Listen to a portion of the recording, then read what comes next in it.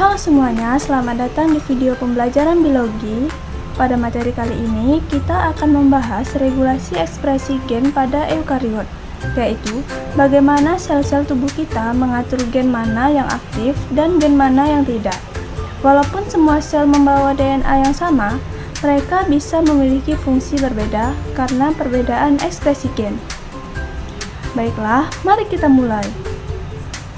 Pertama, cara mengatur ekspresi gen pada eukariot. Eukariot mengatur ekspresi gen melalui banyak tahapan, mulai dari DNA, transkripsi mRNA, hingga pembentukan protein. Nah, berikut gambar tingkatan regulasi ekspresi gen. Pada gambar ini terlihat alur DNA, RNA, dan protein.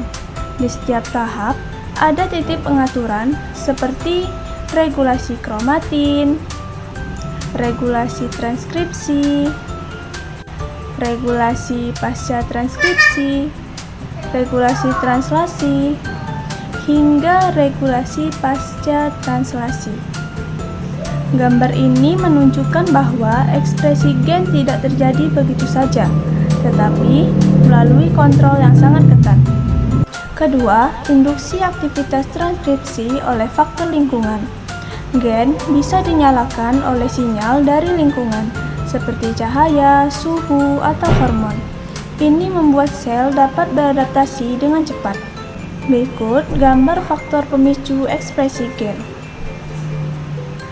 Di sini ditunjukkan sinyal-sinyal seperti cahaya, hormon, stres, dan molekul kimia yang menempel pada reseptor sel.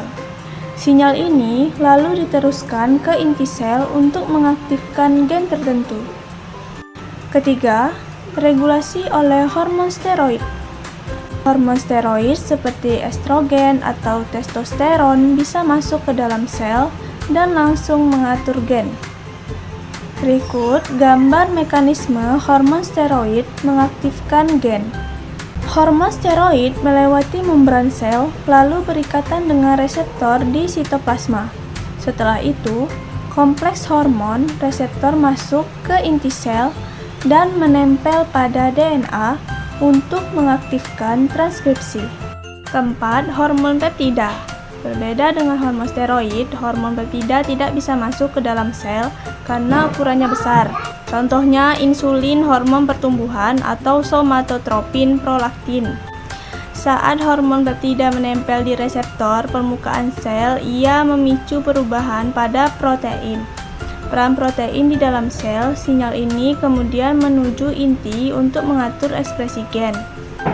Proses ini disebut transduksi sinyal. Berikut gambar sinyal hormon peptida pada membran sel.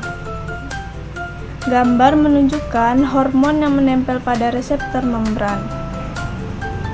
Reseptor berubah bentuk atau mengaktifkan protein di dalam sel.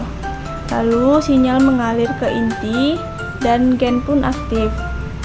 Inilah alasan hormon peptida tetap dapat mempengaruhi ekspresi gen meski tidak masuk ke sel.